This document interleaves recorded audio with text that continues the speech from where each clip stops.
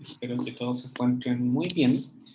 Hoy día vamos a seguir con los temas de procesos superficiales y vamos a hablar un poco de meteorización química, flujos de agua y sedimentos, que son procesos que controlan la formación e inciden directamente en la formación de los paisajes que se observan en la superficie de la Tierra. Y lo que vemos al fondo es una foto del cañón de Waimea, que se le conoce popularmente como el Gran Cañón del Colorado de Hawái, que da en la isla de Kauai, que es una de las islas del ese archipiélago. Yo tuve la suerte de estar en dos de las islas de Hawái, pero no en esa en particular, así que no lo conozco. Y visualmente se parece mucho a las fotos típicas que uno ve del Gran Cañón del Colorado, pero con una gran diferencia. El Gran Cañón del Colorado, el grueso de las rocas son rocas sedimentarias, plásticas, químicas, lutitas, o sea, no lutitas, areniscas, calizas, dolomitas, etcétera. Pero aquí lo que vemos no son rocas sedimentarias, sino que son basaltos, porque estamos en la cadena de isla de Hawái, producto de un hotspot en el Océano Pacífico. Se ve las rocas estratificadas, pero son más que son coladas de las basálticas, y los patrones de drenaje que se observan en todas estas quebradas son producto de dos procesos. Uno es la meteorización mecánica por los flujos de agua que disgregan el basalto, que se rompe muy fácilmente respecto a otras rocas ígneas, como los granitos, pero además los basaltos son rocas que son químicamente, termodinámicamente más inestables en la superficie de la Tierra que un granito, y al interactuar con el dióxido de carbono, estos basaltos se descomponen y dan origen a minerales de arcilla y óxidos de hierro, que son los que le dan la tonalidad rojiza al paisaje. Y por lo tanto, estos paisajes son producto tanto de la meteorización mecánica como de la meteorización química. No son únicamente uno de los dos, sino que es una combinación de ambos. No sé qué porcentaje de uno respecto al otro es más importante, pero podemos asumir que son igualmente importantes. Entonces, estos procesos de meteorización, que hemos hablado, que también se conocen como intemperismo, que son las descomposiciones de las rocas, son importantes porque ponen a disposición de la vida para las plantas y los microorganismos una serie de nutrientes sin los cuales la vida no sería posible. Y como vimos en la primera foto, la intemperie, la erosión y el movimiento de masas remodela constantemente la superficie de la Tierra, dando origen a estos paisajes espectaculares como las de Hawái. Entonces podemos pensar que los procesos de meteorización química, en particular cuando estamos disolviendo granitos, basaltos, granodioritas o el tipo de roca ígnea que uno quiera, van a liberar, van a digregar los granos minerales, y estos granos, al transformarse en arcillas, como vamos a ver más adelante, van a liberar una serie de elementos que son nutrientes fundamentales para lo que es la formación de los suelos. Entonces hay una relación muy directa entre los procesos de meteorización y los procesos de formación de suelos, y por lo tanto también acá los geólogos que se dedican a estos temas trabajan de la mano con los edafólogos, con los cientistas de los suelos. Yo no lo hago porque, como saben, me dedico a la volcanología y a los temas de fallamiento y terremotos, entonces está un poco alejado de lo que hago. Pero además la meteorización química es particularmente importante por la presencia de un gas muy famoso, tristemente famoso en este momento por el calentamiento global, que es el dióxido de carbono, el cual también tiene un ciclo, como puede ser el ciclo del agua, en el cual el dióxido de carbono es eruptado en erupciones. Las erupciones también es un gas importante, no tan importante como el vapor de agua, pero lo es. El dióxido de carbono eruptado reacciona con el agua de la atmósfera y da origen a ácido carbónico en la lluvia, que da origen a lluvia ácida. Parte de este dióxido de carbono atmosférico se puede precipitar como calcita en los fondos oceánicos. La meteorización de la superficie y la erosión de silicatos produce la meteorización química de silicatos, transporta también material como como ácido, transporta material hacia los fondos oceánicos, y este luego es subductado y posteriormente va a ser eructado de nuevo en a lo largo de los volcanes. Entonces es un material que es bastante, el dióxido de carbono es bastante cíclico, también es liberado por procesos de metamorfismo, y la importancia es que el dióxido de carbono es un gas fundamental para estos procesos de meteorización química de las rocas. Entonces, bueno, además tiene implicancias de tipo climático, ya que regula el clima en escala de tiempo, el intemperismo también regula el clima en escalas de tiempo geológicas. Entonces, habíamos visto que en general uno puede asumir al orden cero, en primer orden, que si tenemos nuestras rocas, en este caso un granito, estándar con biotita, feldespato, potasio, esto puede ser, bueno, como son más rojos, asumo que son feldespatos potásicos, ortoclasa sanidina, y en la presencia de gases como dióxido de carbono, como vamos a ver en un par de diapositivas más, estos granos minerales se empiezan a separar, ya que el dióxido de carbono forma ácidos que empiezan a disolver las rocas. Se forman arcillas.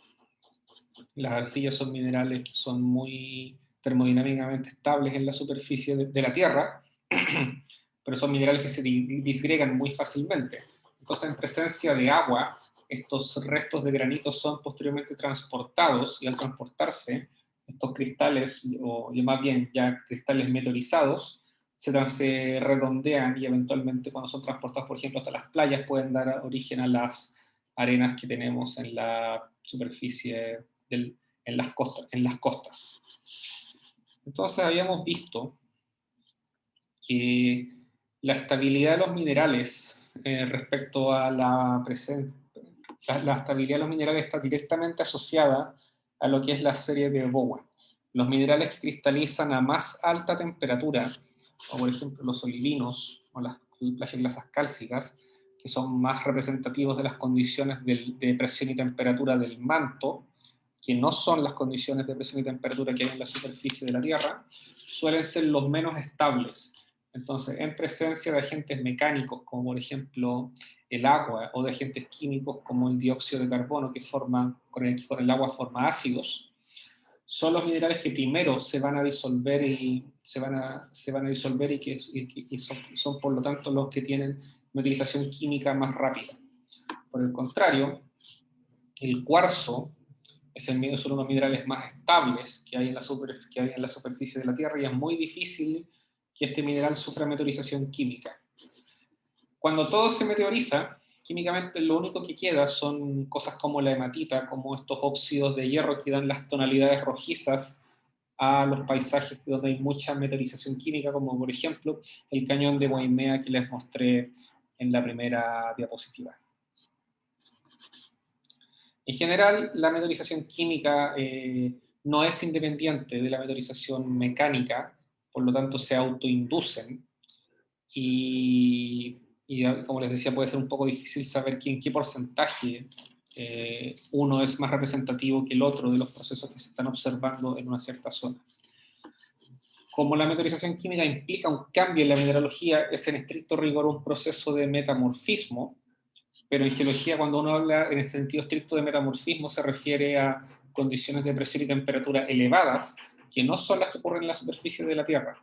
Pero por lo tanto, en la meteorización química, como son a temperaturas y a presión y temperatura ambiente, una atmósfera 15 grados, no se usa el término metamorfismo, pese a que sí ocurren transiciones de fase muy importantes. Desde un punto de vista visual, ¿cómo se ve esto? Lo vimos en el cañón de Waimea, y cuando uno observa rocas como estas, que están muy redondeadas, estos son granitos, esta foto está tomada en algún lugar del oeste de Estados Unidos, pero cuando ustedes vayan, por ejemplo, a una playa y vean un granito, se van a dar cuenta que hay bastantes bloques que están redondeados por el efecto de las olas.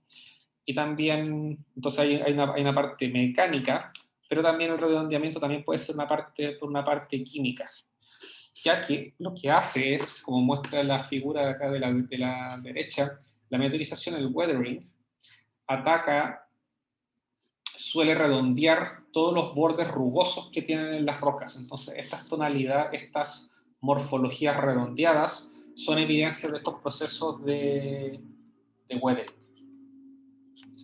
En algunas condiciones de meteorización, cuando ya son muy extremas, por ejemplo las que uno tiene en zonas tropicales, con muchísima precipitación, tanto lluvia como escorrentía superficial por los ríos, uno suele observar otro tipo de texturas que son estas texturas esferoidales, que es en las cuales las rocas se tienden a exfoliar en la medida que el weathering químico ataca en la roca original. Yo lo he visto en zonas tropicales, no sé si esto se puede observar en una zona como acá cerca de Santiago, ahí lo desconozco. Bueno, de hecho tampoco nunca le he puesto atención a ver si uno ve esto en este tipo de, en zonas que no son tropicales. Entonces, acá voy a utilizar una diapositiva de la profesora Alida Pérez, que es otra de las académicas del departamento, que es especialista en weathering químico, y por lo tanto utilizo su material docente. Entonces, ¿de qué se trata? Se trata de que si tenemos un silicato primario, silicato primario, por ejemplo, un intrusivo, en presencia de agua y en presencia de un gas como dióxido de carbono, el resultado van a ser una serie de solutos, como el ácido carbónico, cationes, elementos con carga positiva, y el resultado mineralógico va a ser la presencia de arcillas que tienen estos iones OH. Otro tipo de... Esto es cuando uno está disolviendo y precipitando un silicato primario, una plagioclasa, una biotita, un piroxeno, cualquier mineral formador de roca. El cuarzo, como les mencioné, es muy resistente a la meteorización, así que no es el mineral es el mineral que menos se meteoriza dentro de una roca ígnea.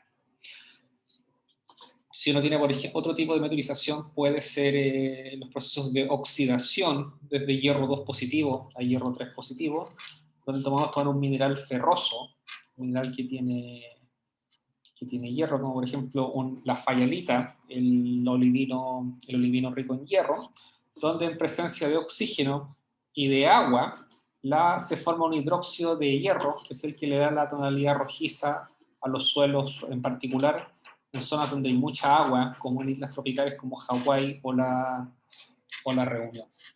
Entonces, esta alteración química, esta meteorización química, no solo ocurre en contacto con la atmósfera, no solo por el CO2 atmosférico y por la precipitación, también puede ocurrir, que acá está cortado, por la presencia de las plantas. Los agentes biológicos sí constituyen un frente de...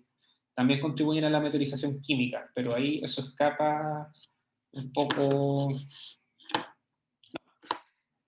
Las plantas también perdón, ahora ya me acordé, las plantas también pueden realizar meteorización química, ya que también contienen ácidos, que pueden ser también tienen ácidos orgánicos, pueden formar ácidos orgánicos, y ellos también pueden alterar la roca, como puede ser de la misma forma que lo hace el ácido carbónico.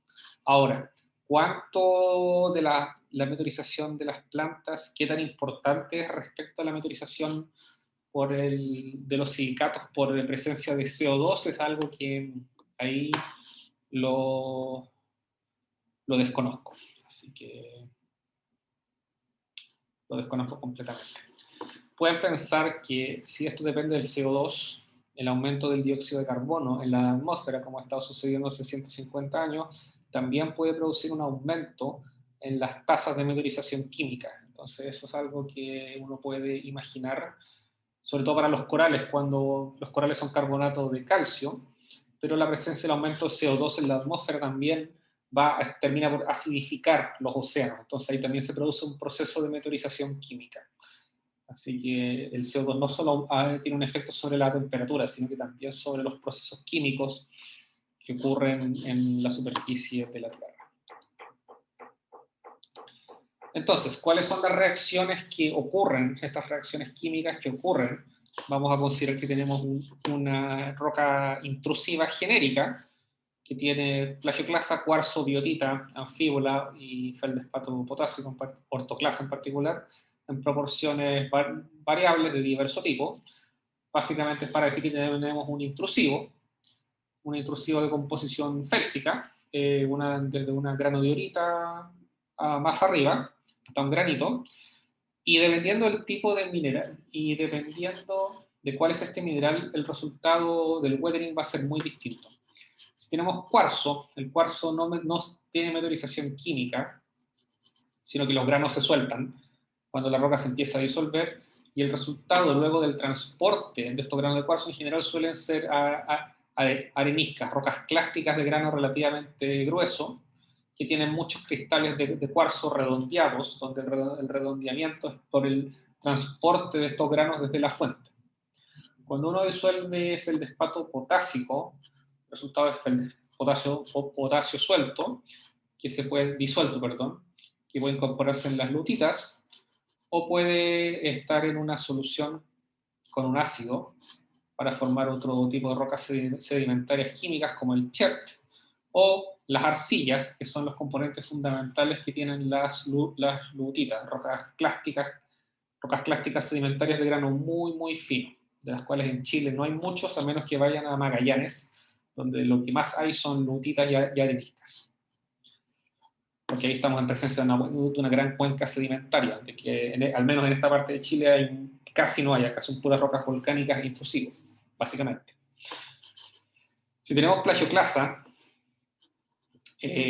puede formar, se disuelve el calcio de la plagioclasa, si la plagioclasa es cálcica, como la albita, perdón, como la anortita, me equivoqué, y eso puede dar origen a una caliza cuando este calcio disuelto es reprecipitado. Y también la disolución de la plagioclasa también da origen a arcillas, que nuevamente forman una lutita, al igual que el feldespato de potasio. Cuando tenemos un mineral ferromagnesiano, como la biotita, como los piroxenos o una anfíbola, los distintos componentes básicamente forman lo mismo. Pueden formar también, o sea, lo mismo que forman la disolución de los minerales anteriores. Podemos formar dolomías, que eran carbonatos de calcio recristalizados, chert, que es una roca bioquímica silicia, es una roca de sílice, pero de origen bioquímico. Podemos formar arcillas nuevamente, pero también podemos formar hidróxidos ricos en hierro o minerales oxidados como hematita. Y esto también puede convertirse en estas menas de hierro. La presencia de zonas oxidadas por producto del weathering, de la meteorización química, se observa principalmente como estos niveles rojizos que uno ve arriba de las rocas o en los niveles basales de los suelos. O sea, si uno quiere entrar un poco más en lo que es la edafología. Pero principalmente formamos arcillas. Las arcillas son el indicador primario y fundamental de la meteorización química de las rocas. Ahora, ¿cómo acidificamos las rocas? De la siguiente forma: agua más dióxido de carbono, sencillamente lo que hay en la atmósfera, forma un catión de hierro y ácido carbónico. Y esto es un ácido que puede disolver las rocas. Pero también podemos hablar de ácidos orgánicos, como que son básicamente los ácidos que tienen las rocas. Un compuesto orgánico es un compuesto que tiene carbono, esa es la diferencia fundamental, y es algo que los geólogos, en términos de química orgánica, sabemos casi nada. Y también puede formar un ácido, en este caso, que no recuerdo el nombre exacto de este ácido, pero también es un ácido que puede disolver las rocas. Ahora, ¿cómo se disuelve exactamente? Teníamos la reacción original, donde el dióxido de carbono más el agua da origen a un catión de hierro más el ácido carbónico, y en presencia de anortita, plagioclasa cálcica, el resultado va a ser cationes de calcio, que pueden formar un nutriente, que eventualmente puede ser utilizado por las plantas, una arcilla, que tiene este ion OH, y más... y un poco de ácido carbónico. Entonces, los minerales eventualmente que hay en la superficie de la Tierra, que son exhumados, desde las rocas, que las rocas ígneas en las cuales estos se encuentran, cuando estas rocas son exhumadas hacia la superficie de la Tierra, eventualmente van a sufrir procesos de weathering que los van a disolver. Las escalas, las temporales, en este momento no las estamos considerando, pero pueden ser bastante largas. Finalmente, tenemos que los iones de calcio, más el ácido carbónico, puede reprecipitar como carbonato de calcio, como caliza o como dolomía, en la superficie de la Tierra. Entonces también la meteorización de los silicatos nos va a disolver las rocas y también nos va a formar nuevos carbonatos, ¿no? Se va a reprecipitar como carbonatos. Entonces disolvemos con la lluvia, meteorizamos los silicatos y lo reprecipitamos como nuevos carbonatos. Entonces, en la práctica, un mol de dióxido de carbono atmosférico es consumido por un mol de anortita, de esta plagioclasa cálcica. Entonces, si retomamos la imagen... me equivoqué. Ahí está.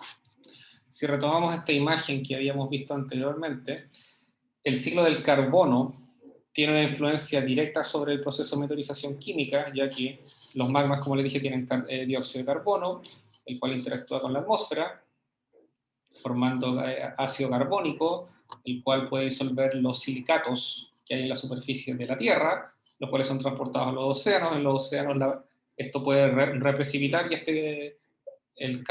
reprecipitar como carbonato de calcio, y este carbonato de calcio va a ser nuevamente transportado y va a ser liberado en forma cíclica. Entonces, el proceso de weathering, estos procesos de meteorización química ocurren cíclicamente por los mismos procesos de tectónica de placas. Entonces, hay nuevamente hay un feedback entre la tectónica y los procesos químicos. Y de hecho se infiere que, por ejemplo, cuando se formaron los Himalayas por la colisión de la India con la placa de Eurasia, es algo que les he hablado bastante en el curso, también aumentan las tasas de meteorización a menos a escala continental, porque al elevar rocas que son ricas, que tienen carbonato, que son ricas en calcio, rocas metamórficas, y este calcio el carbono es liberado por la meteorización mecánica, aumenta el contenido de CO2 que va a estar disponible para realizar meteorización química, y este proceso aumenta con el paso del tiempo. Esos son procesos que se interpretan que han ocurrido en los últimos millones de años y que pueden eventualmente, además, retrabajar y hacer que se formen cada vez estos paisajes más espectaculares que se observan en zonas de montañas. Esperemos un poco. Ya. Otros tipos de acidez son de procesos que forman ácidos en la superficie de la Tierra, que pueden dar origen a zonas de meteorización química. Son por procesos de oxidación de sulfuros como la pirita, como la calcopirita, que están en los minerales de mena de cobre, de yacimientos, y esto uno lo observa como zonas muy rojizas por donde pasa agua, y si el agua ha atravesado alguna de estas zonas ricas en sulfuros.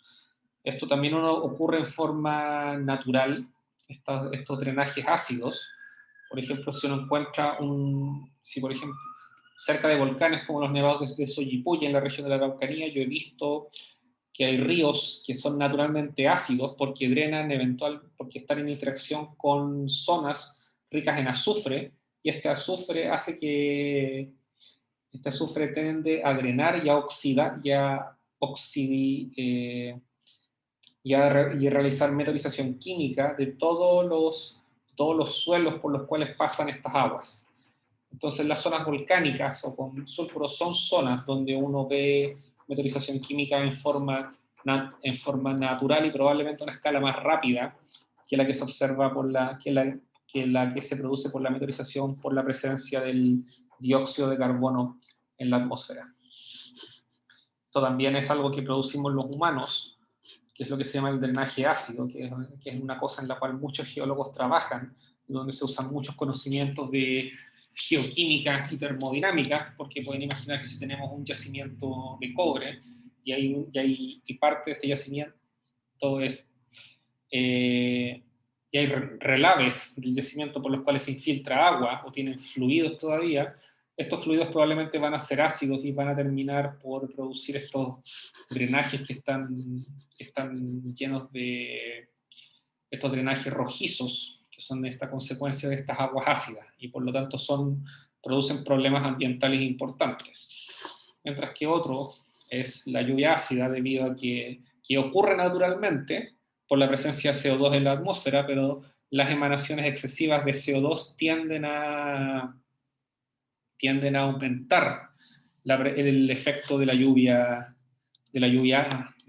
ácida, donde sencillamente las emisiones de los vehículos y de las actividades industriales con el agua se convierten en ácido sulfúrico y ácido nítrico, donde estos ácidos están disueltos en el agua de la atmósfera. Es básicamente lo mismo que el weathering químico natural, pero a una escala mucho más rápida, producto de las emanaciones que producimos los seres humanos.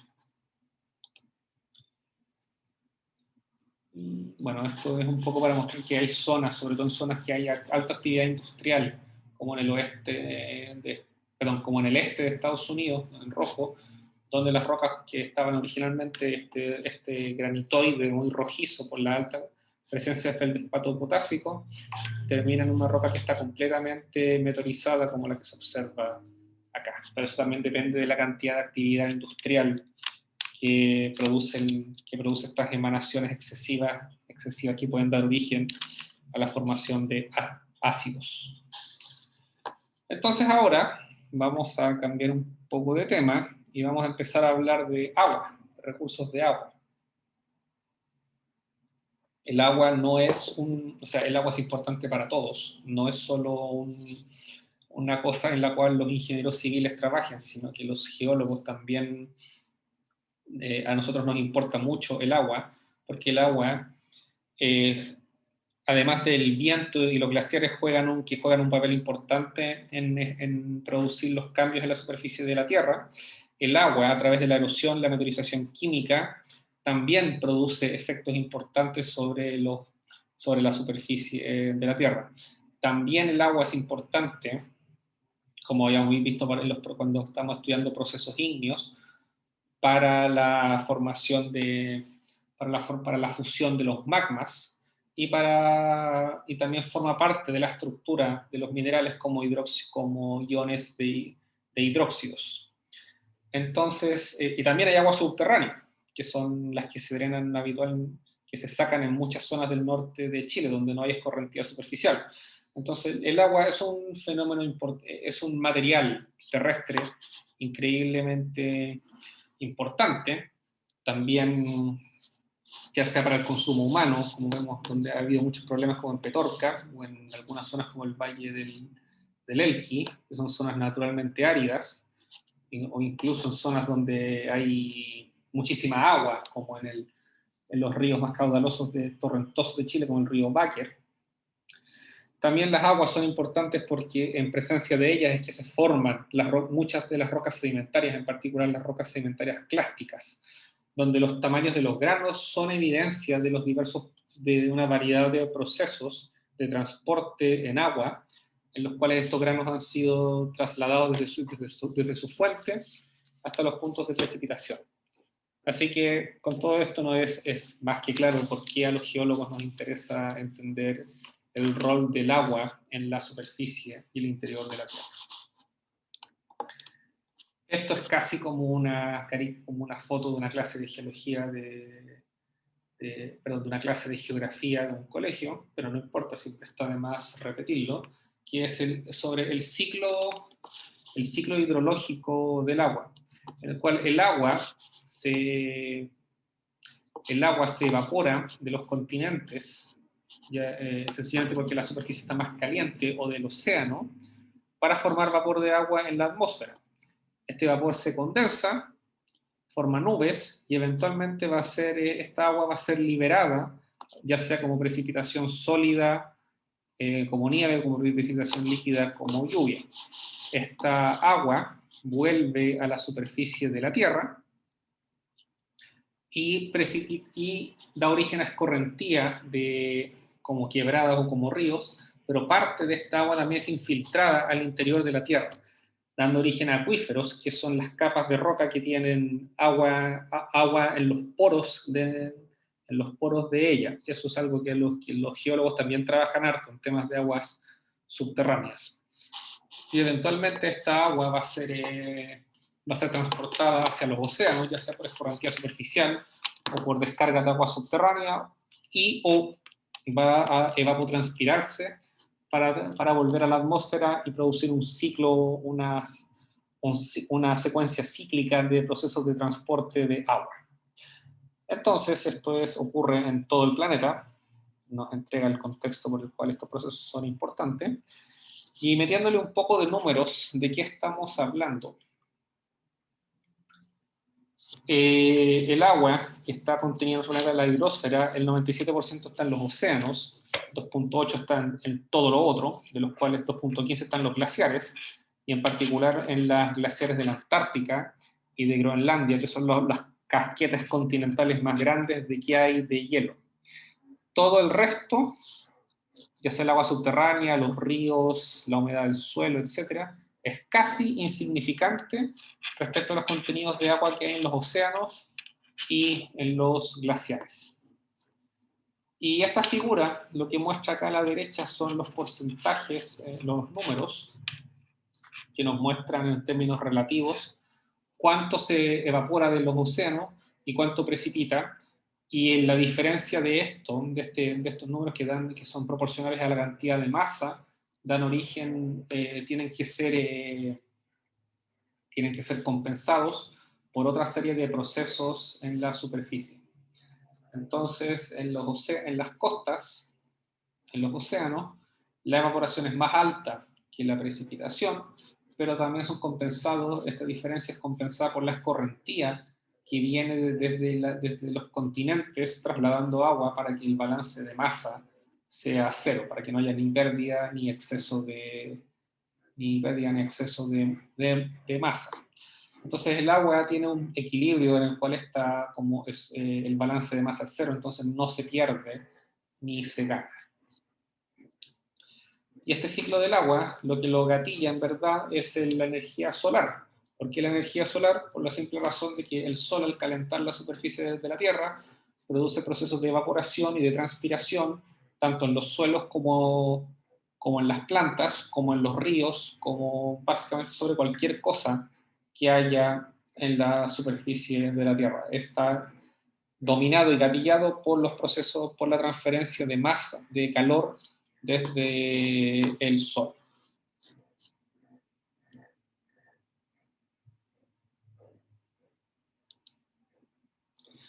Entonces, para entrar en algunos términos más afines a la hidrología, el agua se transporta en corrientes de agua superficial, más popularmente conocidas como ríos, de los cuales acá se muestra una foto de un río en la cordillera de nuestra región, del río más importante que se observa en este mapa topográfico, donde los colores muestran la elevación. Las cuencas en azul son los ríos, donde el río más importante es el río Maipo. Cuando uno dice río se refiere a corrientes superficiales mayores. Y lo que vemos aquí es que todos los ríos que se observan, Mapocho, Olivares, Colorado, Yeso, Volcán, todos drenan hacia el río Maipo. Entonces estamos hablando de la cuenca de drenaje, que es una área de recolección de agua que es drenada por una sola corriente principal, que en este caso es el río Maipo. Entonces se habla de la cuenca hidrográfica del río del Maipo.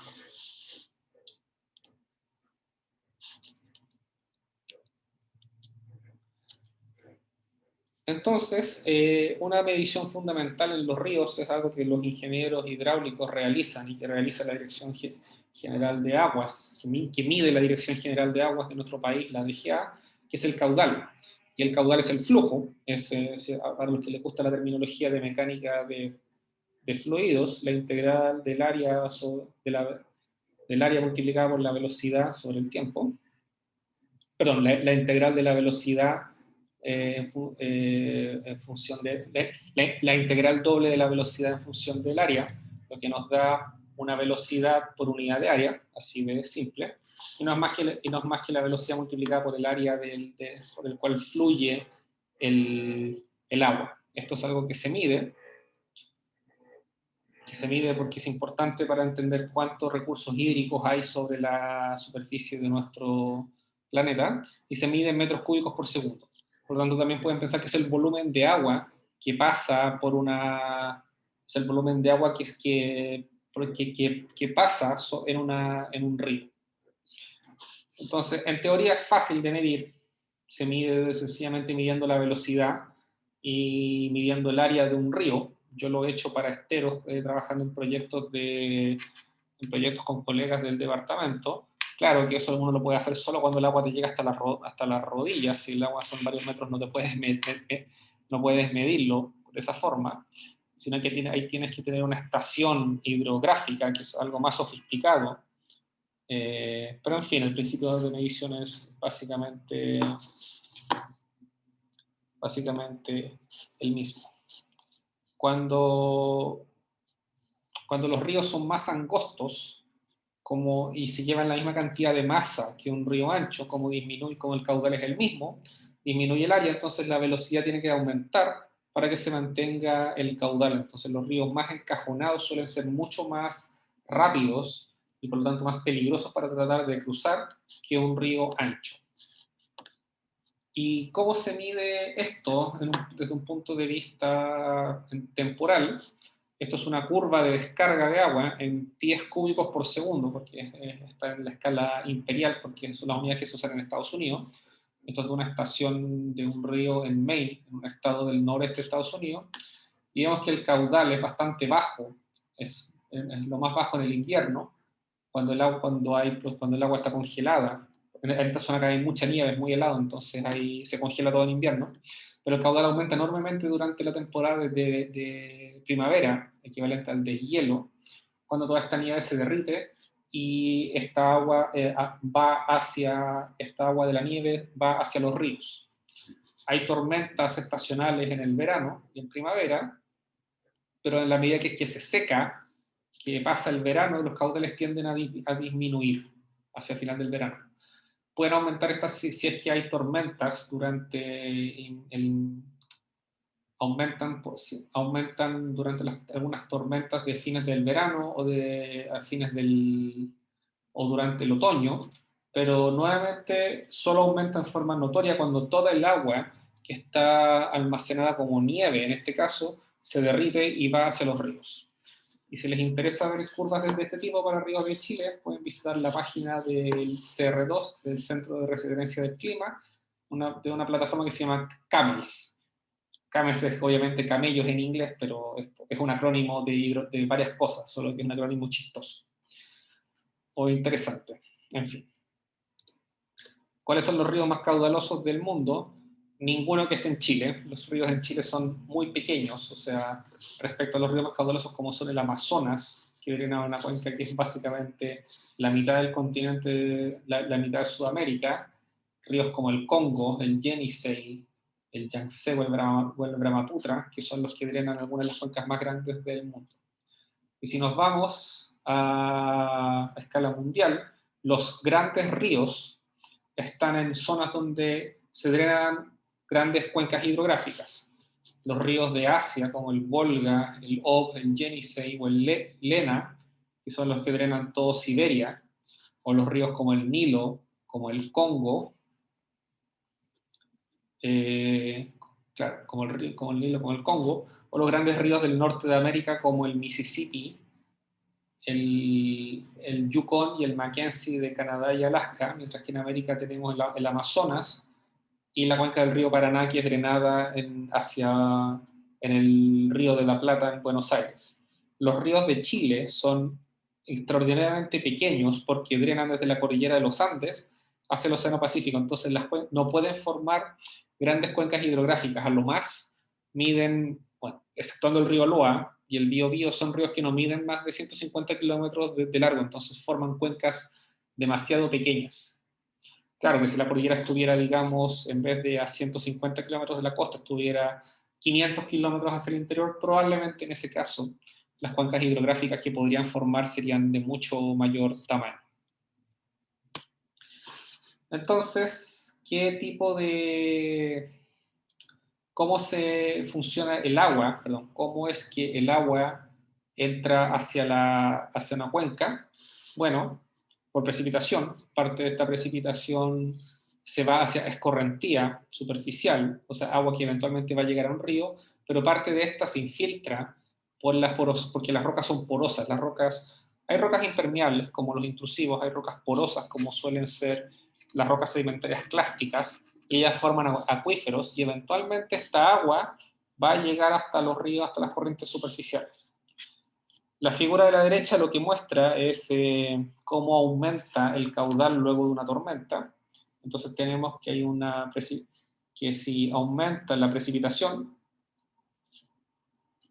producto de una tormenta, el nivel del agua va a aumentar, pero después va a empezar a bajar en la medida que pase el tiempo desde que terminó la tormenta. ¿Por qué? Porque el agua ya ha sido incorporada al río, pero como no hay un nuevo flujo de agua que pueda contribuir a aumentar la masa, el caudal va a empezar a disminuir y va a llegar luego de un par de días al mismo punto inicial. Obviamente, a menos que esté lloviendo en forma continua, el caudal promedio no va a aumentar, sino que estos aumentos suelen ser transientes, y esto es lo que uno observa cuando uno está en un estero seco, y luego de que hay una tormenta, el estero empieza a correr el agua, pero como no hay un continuo aporte de masa de agua, eventualmente cuando pase el tiempo, luego de un par de días, el estero se va a volver a secar nuevamente. En esta figura mostramos lo que son las cosas que son como como les decía, casi como de geografía de colegio, pero es como un mini repaso, que es entender los conceptos de divisorias de agua, que son sencillamente la divisoria de agua es la línea que separa cuencas hidrográficas, producto de la gravedad. Arriba a ciertas zonas montañosas, en ciertas zonas montañosas, en ciertos segmentos de zonas montañosas, el agua fluye hacia un lado de la montaña, mientras que en otras zonas el agua fluye hacia el otro lado. Y eso es lo que delimita el borde de Chile y Argentina, que está delimitado por las más altas cumbres, por las más altas cumbres en las cuales las aguas drenan hacia el océano Atlántico en vez de hacia el océano Pacífico, y por lo tanto forma la divisoria de aguas. Y eso es lo que, no sé si algunos recordarán, si alguna vez han estado acá cerca de la Laguna del Desierto, en la Patagonia Argentina. Esta fue una zona de disputa fronteriza, porque el límite no estaba ubicado exactamente en la zona donde las aguas drenan, donde está la divisoria de aguas, donde las aguas drenan hacia el Atlántico, sino que por un arbitraje en el 94 se movió hacia la zona de la divisoria de aguas. Entonces todos estos glaciares drenan hacia el Atlántico. En el caso de Estados Unidos, la divisoria de aguas, que pasa por las montañas rocallosas, entonces todo, que muestra esta línea roja, entonces todos los ríos que hay que están en este lado, drenan hacia el Golfo, hacia el Océano Pacífico, mientras que los que están a este lado drenan hacia el Océano Atlántico. En este caso, como el río Mississippi y el Missouri, que son de los ríos más grandes del mundo, mientras que hacia acá el río Columbia o el río Colorado, el que da origen al Gran Cañón del Colorado. Entonces, ¿cómo ocurre el proceso de drenaje en un río y qué tiene implicancias para las cosas que uno ve en los paisajes geológicos, y también es importante para el transporte de sedimento? Los ríos funcionan por gravedad, así de simple. La gravedad es la fuerza que al final hace que es la que produce el movimiento de los planetas, etcétera, entre otras cosas. También hace que los ríos drenen desde las zonas más altas hacia las zonas más bajas. Y si uno hace un perfil topográfico en un río promedio, uno va a ver que la fuente de agua está siempre más alta que el nivel de base, donde donde el nivel de base o base level es la zona más baja, o que en general suele ser la desembocadura del río en un océano, hacia la cual que tiene la elevación que tiene la elevación más baja. Hay zonas intermedias que pueden ser zonas como este escarpe, esta zona topográficamente elevada, que pueden ser un nivel de base local, por ejemplo, por presencia de una falla o algo por el estilo. Las fallas, la actividad tectónica produce cambios en la actividad de los ríos. Y el perfil longitudinal de un río en general sigue esta forma cóncava, nunca tan teóricamente bonito como en este caso, pero sigue una forma cóncava.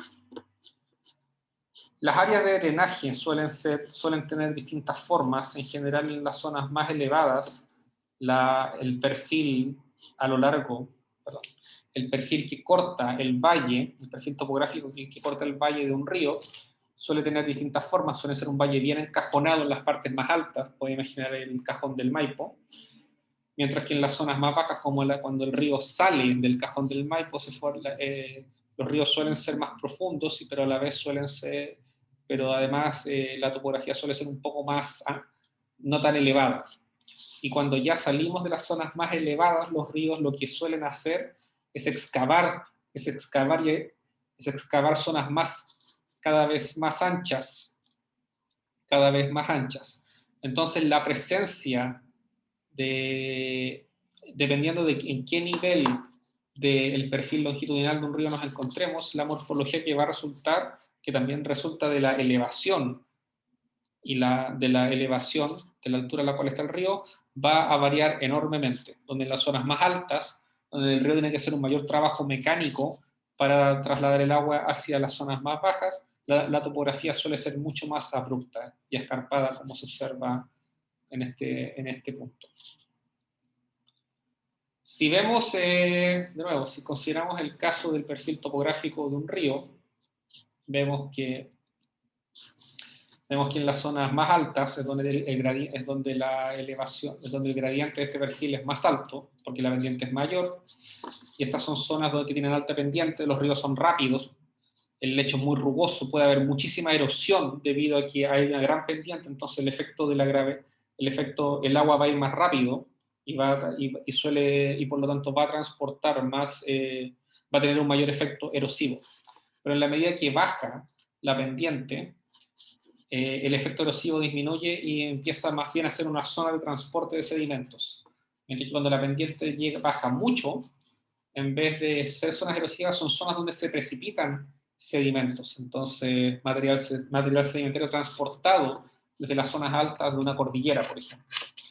Entonces, los ríos tienen un efecto erosivo que es muy variable dependiendo de en qué zonas se encuentren ellos, dependiendo de en qué parte del río uno se encuentre.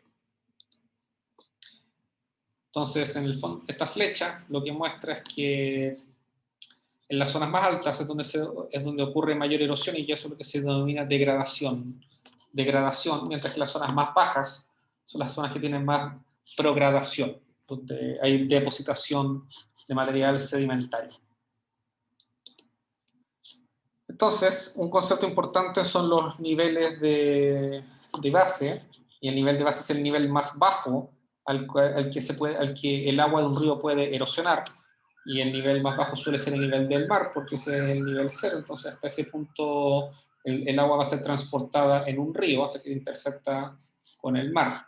Pero también hay niveles de base intermedios, como pueden ser la presencia de lagos montañosos, como este que se observa en esta figura, donde los ríos que vienen desde los glaciares de las montañas rocallosas del oeste de Canadá tienen un gigantesco gradiente topográfico y suelen ser ríos muy, muy erosivos. Pero el nivel de erosión baja cuando la topografía disminuye, entonces la gravedad no hace un mayor efecto, porque básicamente no hay pendientes, y ocurren zonas de depositación de material sedimentario como este abanico que se observa en la entrada del lago. Si después vuelve a aumentar la pendiente, el río se va a transformar nuevamente en una zona de erosión más que de precipitación de material sedimentario. Y si uno pone varios ríos uno al lado del otro, por ejemplo, como en esta figura, donde tenemos varios escalones que pueden ser producto de procesos tectónicos o procesos glaciares, por ejemplo, uno puede tener varios niveles base, donde hay zonas de rápidos que erosionan, y zonas donde hay lagos que hay precipitación de material sedimentario. Entonces estas cosas pueden ser bastante complejas dependiendo de cómo sea la configuración de un río. Ahora, ¿qué desde un punto de vista de la morfología de la superficie de la Tierra, los ríos producen erosión, eso no es ninguna novedad, producen distintos tipos de morfologías, donde están los cañones de ranura, que son estos que se observan acá. Estos que se observan acá, donde si tenemos una roca dura y abajo tenemos una roca que es más suave, por ejemplo una arenisca y aquí una lutita, el cañón, cuando erosione, como el río cuando erosione la lutita, va a formar este como especie de sacado que es muy similar a los que se observan cuando los frentes de olas pegan en las costas, sencillamente porque esta es una roca más débil y entonces es muy fácil meteorizarla, tanto que en este caso mecánicamente respecto a la arenisca que está arriba, que como habíamos dicho tiene más granos de cuarzo y son más difíciles de erosionar. Los valles glaciares, los valles de los ríos suelen tener formas de valle en V. Es una terminología que se utiliza mucho para entender las morfologías de zonas montañosas. Los glaciares tienden a dar origen a valles en U, con una forma de U, y eso lo vamos a ver cuando hablemos más de glaciares. Y eventualmente, cuando la erosión es rápida, da origen a estos valles con esta forma en V típicas de zonas montañosas. Y cuando la erosión del río, cuando la meteorización que el río ejerce sobre una serie de capas, como las que se observan de capas que se alternan entre rocas duras y blandas, arenisca, caliza y así sucesivamente, uno puede tener un cañón escalonado, como este que se observa en esta foto, que son los cañones típicos del Gran Cañón del Colorado. Entonces, estas morfologías que se observan, que son muy buenas también, que nos entregan estos cortes espectaculares para hacer estratigrafía, como en el Gran Cañón del Colorado, son producto de procesos de meteorización fluvial, debido a los grandes gradientes de gravedad, a la gran diferencia de elevación que nos permite, tenemos zonas altas y el agua, por el efecto de la gravedad, va a bajar prácticamente hasta el nivel del mar. Y un valle en V se ve así, tal cual, como una V, con paredes bastante escarpadas y son producto únicamente de la meteorización mecánica que ejercen los ríos sobre las rocas. Estos valles en forma escalonada son los que se observan, como les había dicho, en el Gran Cañón del Colorado y son increíbles para ver, como les decía, la estratificación interna que se observa en las paredes de estos grandes cañones, donde todo lo que vemos acá son rocas sedimentarias, pero son rocas sedimentarias del Paleozoico, son muchísimo más antiguas, que es lo que es la formación del cañón mismo. El cañón tiene un par de millones de años, pero es mucho más reciente que las rocas que forman el cañón. Y además dan origen a paisajes bastante espectaculares como el que se observa en esta foto. Entonces, lo que nos desde un punto de vista para formar rocas, esto creo que es lo último que vamos a hablar hoy día, cómo se transportan los sedimentos, en el agua. Bueno, los sedimentos, dependiendo de su masa, pueden estar disueltos y son llevados por la corriente, entonces pueden ir flotando en suspensión en el agua, y eso es algo que uno puede hacer el experimento de ir a un río en la cordillera, sacar agua del río y esperar a que el agua precipite, a que el material sedimentario que está disuelto se empiece a decantar por gravedad, y uno va a ver que están llenos de sedimentos. De hecho, cuando uno quiere analizar el agua de un río cordillerano, tiene que filtrarla y sacarle todo este material sedimentario que está en suspensión. Pero también hay las rocas más grandes, por gravedad, no van suspendidas en el río, sino que son arrastradas en el lecho del río por una variedad de procesos como rodaduras, tracciones o saltos que producen las corrientes de los ríos. Entonces son procesos erosivos de intensidad bastante alta, pero que ocurren en los lechos. Si lo vemos con un poquito más de detalle en esta figura, vemos que muchos granos de rocas que han sido ya meteorizadas y transportadas hasta los ríos, estos granos van a ir saltando básicamente en la medida que el agua ejerce una fuerza mecánica sobre ellos. Y además van a ir chocando. Y al chocarse, los sedimentos, estos granos, van a irse redondeando. Entonces, el grado de redondeamiento de un material sedimentario nos indica cuánto ha sido transportado desde su fuente. Si está muy redondeado, ha sido muy transportado. Puede que sea una distancia, un ambiente a estas alturas ya de baja energía, porque ya el material ha sido transportado y no está siendo meteorizado, pero si los granos que forman las rocas sedimentarias son muy angulosos, son ambientes de muy alta energía. Entonces esas son las interpretaciones que hacen los sedimentólogos solamente analizando la granulometría de una roca sedimentaria.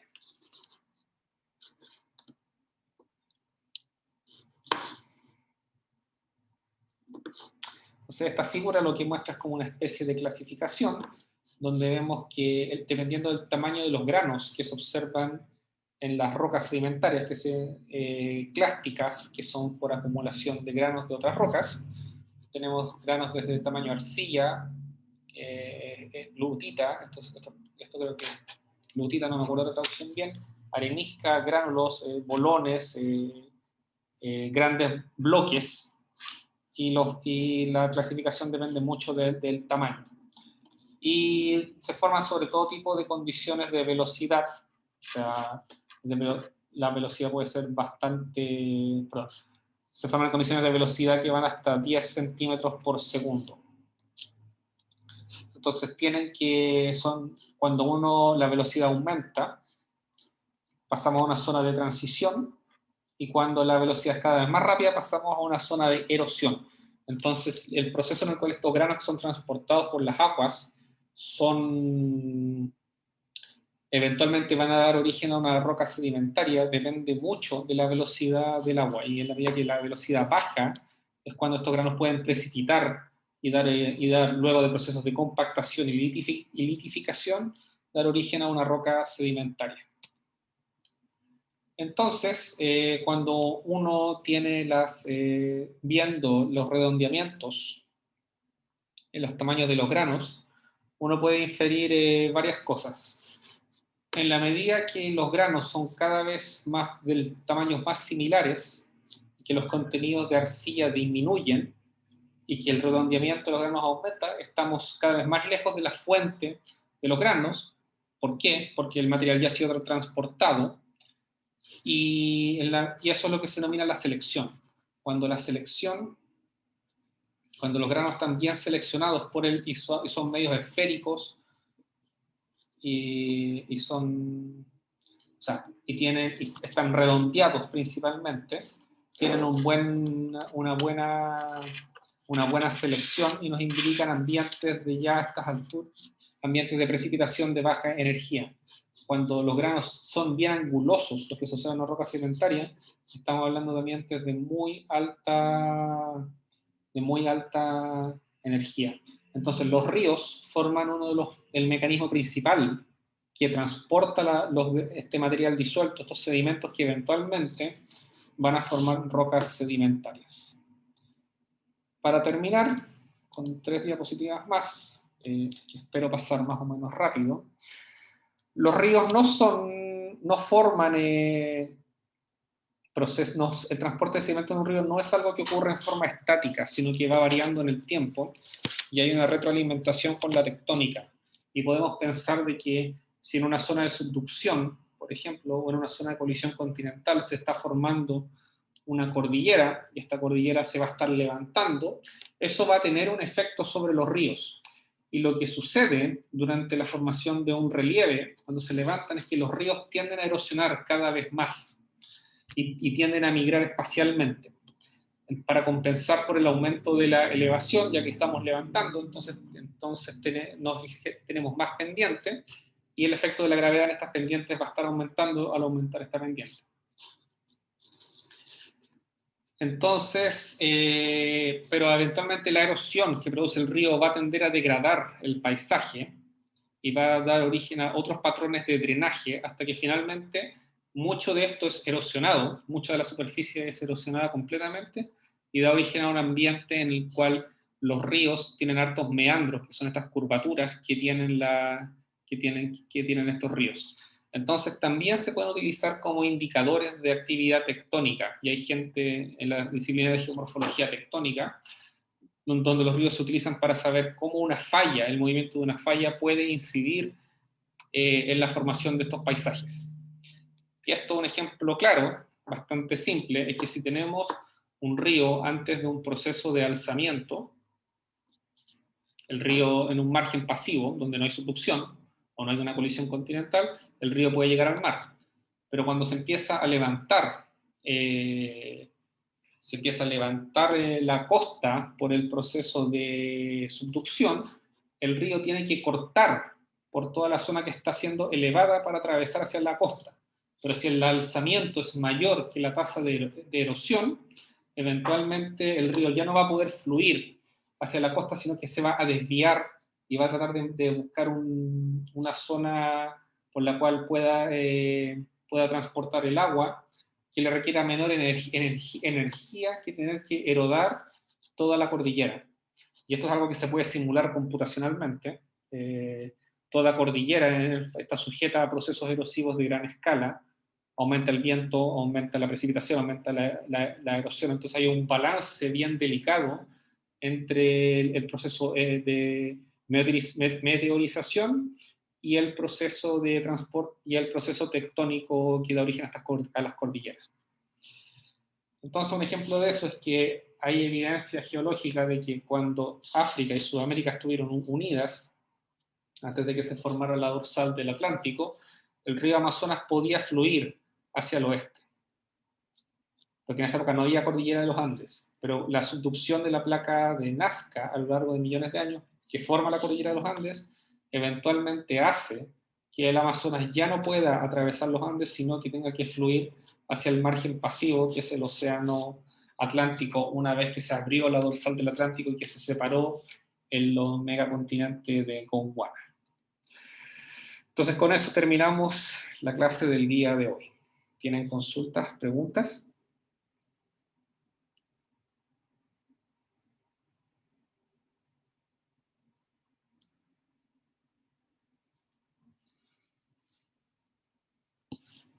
Pareciera que no. Bueno, si no tienen consultas ni preguntas, dejamos la clase hasta acá y nos vemos la próxima semana. Chao, profe. Gracias, profe. Hasta luego, Cuídese. que estén bien. Gracias, profe.